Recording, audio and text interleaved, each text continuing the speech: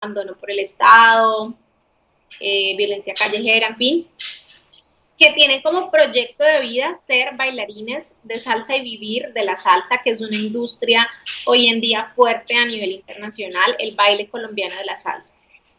Y la tercera población es niños, niñas y adolescentes de etnia afro, descendiente de especialmente de ladrilleros, Valle del Cauca, que también están vulnerables a una serie de condiciones que por la geografía y por las condiciones sociales del país, pues podrían escoger. Teniendo en cuenta el valor tan grande de su riqueza cultural, eso es como algo que diferencia a esta población, y es que ellos tienen ya en su ADN ese factor arte. Tal vez no lo saben o no lo descubren fácilmente, pero nosotros sabemos que esa riqueza cultural es un plus allí, es más que un plus, es como una medicina que ya llevan incorporada. Ok, bueno, ahorita nos contabas que creaste una metodología muy puntual con la que trabajan con ellos. ¿Podrías contarnos de qué se trata ese modelo o esa metodología que ustedes utilizan? Sí, claro. Es una metodología que parte del interior hacia el exterior, parte de la vida emocional hacia la manifestación de la sanación en la vida. Tiene unas etapas. La primera es exploración, que es una etapa, son talleres, para verlo de forma sencilla, son, digamos, talleres, encuentros, bajo unos encuadres específicos que lo hacen terapéutico en un lugar específico, consignas específicas por parte de los talleristas y obviamente siempre a través de metodologías artísticas. En la exploración se explora historia de vida, siempre a través de elementos como pintura, papelillo, dibujo, color, y es volver a nuestra historia, ¿no? A nuestra esencia. En encarnación es pasar esa historia o esa parte de la historia que nos está hablando y que salió en esta etapa anterior al cuerpo, pasarla a un lenguaje corporal, ya sea a través de una canción, un rap, un movimiento, un paso, un personaje. Elaboración, esta es como la parte, no, elaboración va después. Luego sigue escenificación. En escenificación lo que se hace es tomar esas historias que ya han sido corporizadas o encarnadas y crear algo común. Ahí aplica la universalidad porque ya no es tu historia, lo que te pasó a vos, sino que son nuestras historias y es esta obra que queremos mostrar. En la etapa de escenificación, que es mi favorita, se muestra como un producto artístico. En el caso de Mi cuerpo es mi historia, así se llamó la obra, y era una obra de danza-teatro con muchos elementos y eran todo lo que se veía en el escenario eran historias de lo que realmente les había pasado a las niñas. Después, elaboración. En elaboración es una etapa que, o sea, apenas tengamos el presupuesto, quiero ya hacerlo muy interesante porque es la psicoterapia puesta al servicio de ese material artístico que es un material psíquico. Entonces es como a través de una psicoterapia grupal podemos mirar la obra, mirar qué pedacito de nuestra vida emocional está allí puesta, cómo cambió la mirada, si cambió o no cambió, si es más fácil ahora hablar de eso después de que estaba en el cuerpo, después de que vimos que a todos nos pasó. Y emprendimiento es una etapa que nunca la pudimos hacer, pero que a mí me gustaría pues también en términos de cómo está el mundo y que ahorita las cosas van a otro ritmo, que cada participante pueda de eso emprender un proyecto, escribir un libro, decidirse, digamos, gestionar becas para decidirse volverse bailarino, actor, o simplemente emprender con la obra y empezar a hacer presentaciones y de eso tener un recurso que nos pueda servir a todos. Esa es como la metodología. Me gustaría profundizar un poco en lo de las etapas, especialmente en las primeras 3 o 4 etapas, y quisiera preguntarte qué pasa con uno de esos niños que ha sido víctima de la violencia y pasa por esas etapas y a través de ese trabajo, digamos, que va sanando o va como elaborando todos esos temas y todos esos procesos internos que tiene al respecto de lo que vivió. Me gustaría que nos hablaras un poco más de esos, cuáles serían como los efectos, los beneficios, o qué pasa con una persona que vive esas etapas.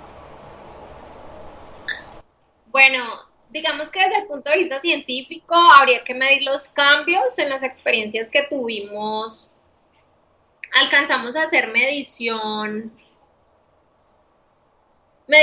digamos, rigurosa con la primera versión del proyecto, donde no estaban todas las etapas, pero estaba un poquito todo mezclado y lo hicimos como con el tema cognitivo, con el tema de la empatía. El atributo es una habilidad realmente. Y lo que yo quería era ver si después de ellas pasar por un proceso de danza, movimiento terapia, se modificaba su habilidad empática. Entonces hicimos pruebas antes y después, y sí hubo una mejoría en el aspecto cognitivo de la empatía. Ellas antes de iniciar el proceso, también porque eran adolescentes, entonces era muy difícil ponerse en el lugar de la otra, pensar sobre lo que la otra había vivido y por lo tanto decidir cómo reaccionar. Y después de todo el tratamiento lo podían hacer, entonces fue muy bonito. En el aspecto emocional de la empatía sí todavía seguían habiendo bastantes choques y pues igual fue un proceso corto. Y a nivel observacional, en la segunda versión del proyecto fue muy, muy hermoso porque hicimos varias obras. Desde la primera, ver cómo en la última obra había mucha más confianza escénica, como esas ganas de estar allí, menos miedo. Yo pienso que el autoestima definitivamente se fortalece después de un proceso de esos, porque es enfrentarte a esas partes no tan chéveres, luego volverlas arte y luego ya simplemente después de que tú te presentas en un escenario es como que no eres el mismo de antes. Y pues eso yo creo que tú lo sabes que también has sido artista y has estado en escena.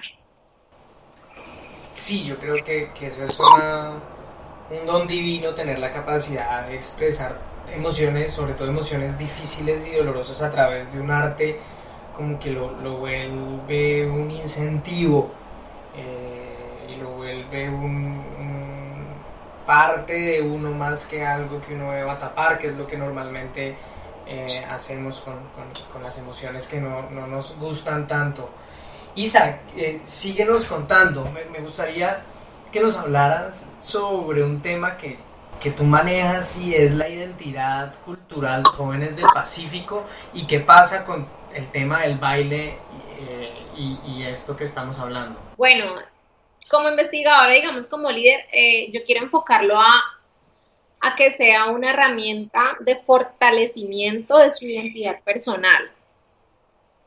Porque he sido testigo por mi historia de vida, desde niña voy allá y soy como mitad de allá y mitad de Cali, y bueno, ahorita mitad de acá. He visto cómo eso es como un poder que ellos tienen, en el sentido en que no todo el mundo puede hacerlo, es decir, y yo también como profe le he confirmado el tiempo que utiliza un niño en aprender, por ejemplo, a tocar el tambor versus el tiempo que utilizaría cualquier persona promedio no es el mismo.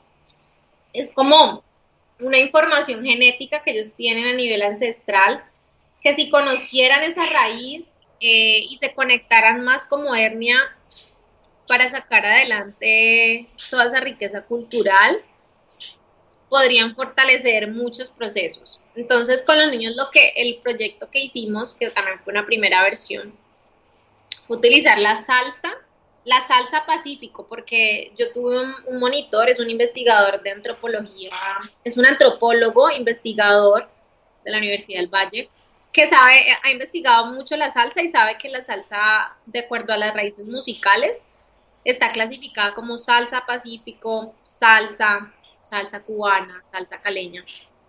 Y hay una salsa que es la salsa pacífico, tienen sus raíces musicales, más instrumentación como WhatsApp, por ahí de repente, un tambor diferente. Entonces lo que yo hice fue tomar esta salsa intencionalmente para usarla en los talleres. Es como lo que les estaba contando ahorita, imagínense talleres sencillos en un lugar cerrado, con N cantidad de niños, calentamos. Este fue muy de como tipo clase de baile. Calentábamos, entonces, bueno, lo que me acuerdo así aleatoriamente es que ellos escuchaban una canción de salsa pacífico y debían inventar un movimiento y darle un nombre. Entonces ellos eran muy ágiles y lo inventaban rápido, inventaban un montón de movimientos y después yo cogía como esos fragmentos y yo inventaba una coreografía entre todos. Entonces, después, por ejemplo, en otro taller, el taller era una fogata y era leer la letra de una canción de salsa de Gigi Buenaventura que se llama Herencia Africana. Ese taller fue súper especial y creo que nunca lo voy a olvidar. Y la letra es muy explícita. Habla del proceso de la esclavitud y lo que pasó y cómo no fue justo y bla, bla, bla. Y fue como hablar con estos niños que son de una comunidad afro, de una zona marginada por el gobierno, porque realmente ellos viven violencia estructural, las condiciones de educación no son las adecuadas, ni el acceso a la cultura, etcétera, y fue hablar de este tema con ellos, leer la letra de la canción, poner la canción, escucharla. Entonces, la idea fue promover en ellos, primero la investigación y la curiosidad por su propia identidad, y después utilizar esto para crear una obra que exaltara estos rasgos. La obra se llamó Negra Soy, un sueño en el Pacífico. Yo escribí, digamos que yo lo que hago es tomar toda esta información porque todo es investigación. Y es muy rico porque ellos entregan todo el material y luego yo escribo la obra. Entonces era la historia de una niña que iba al colegio y se quedaba dormida porque la castigaban en la clase. Entonces era todo muy natural porque ellos realmente son así en clase, son traviesos, siempre los castigan. Entonces la niña se quedaba dormida y se despertaba en un sueño donde veía a su papá que acababa de morir. Esto fue una historia real de una de las niñas que le pasó a su papá, lo asesinaron por violencia también. Y ella abrazaba a su papá, el papá le entregaba un WhatsApp, que es un instrumento realmente muy típico de allá. Y empezaban unos cantos ancestrales, entonces yo, pues como mi tía tiene un hotel allá, mi tía me ayudó a traer a una señora que tiene una voz increíble así, pues como reafro, y son unos cantos así como los del Petronio, y entonces la señora empezaba a cantar en vivo, hermosa así, pero ella nunca ha tomado clases de nada, pero canta divino. Y entonces empezaba a cantar y ahí empezó la obra. Y entonces la niña pasaba de un sueño a otro y los niños recreaban esos sueños.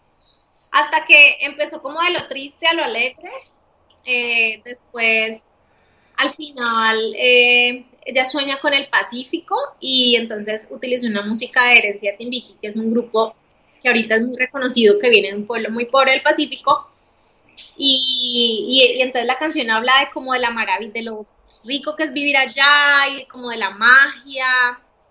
Y bueno, el caso es que todos los elementos que utilicé en la obra realmente venían de todo ese material que ellos me daban, haciendo los talleres para fortalecer su identidad cultural.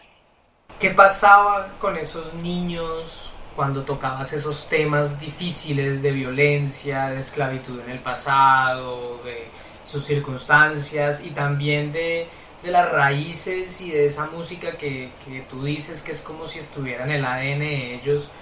¿Qué en particular veías que ocurría con ellos en ese momento en el que se tocaban y se trabajaban todos esos temas? Bueno, con respecto a los temas de violencia, obviamente las emociones que se manifestaban era difícil, llanto, peleaban entre ellos, sí, o sea, había un color diferente. O también, o sea, digamos que gracias a Dios ellos confían mucho en mí y es como el reto como de yo estar ahorita acá y que yo quiero que se vuelva a hacer otra versión de eso y es que ellos se abrieron a mí y contaron sus historias de una u otra forma, ya fuese a través de las artes o porque luego vinieron a contarme o cosas así. Y yo